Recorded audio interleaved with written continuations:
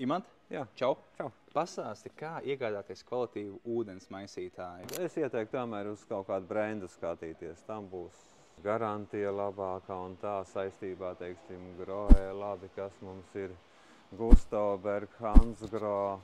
Protams, ir dažādas klases jaucēju krāni, tie paši, teiksim, Magmas jaucēju krāni vai Rubinetas. Arī, nav viņi slikti, kalpo savu laiku.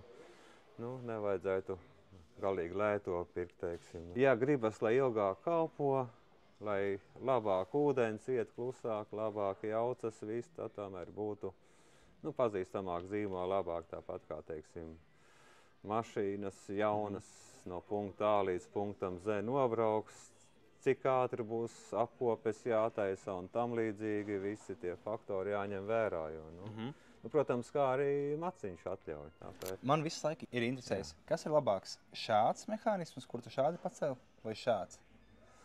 Tas laikam vairāk attiektos uz virtuves jaucēju krāniem. Tas ir bišķītiņa ieraduma spēks, jo man visu mūžu bija, teiksim, kam ir tā, kur tu varētu parādīt, šitāds tepārsarā klasiskais variants. Un tā, ka man bija ar šitādu taustiņu sāniem, man pieauga ūdens patēriņš, kamēr es pieradu, kad ir sāniem maigāk jādod. Protams, atkal, ja būs labāks krāns, kvalitatīvāks vai kā, viņam būs, teiksim, sietiņš ūdens taupīšanas, kad tas varbūt tās tā neatspēlēsies kādam lētākam krānam, varbūt tās tad būs sietiņš jāmaina vai kā, un tā kā tas tā, kā, teiksim, personīgi pašam patīk. Palielam sanāk tā, ka, ja mēs runājam par šiem krāniem, tad nevis izmēram ir nozīme, bet brendam.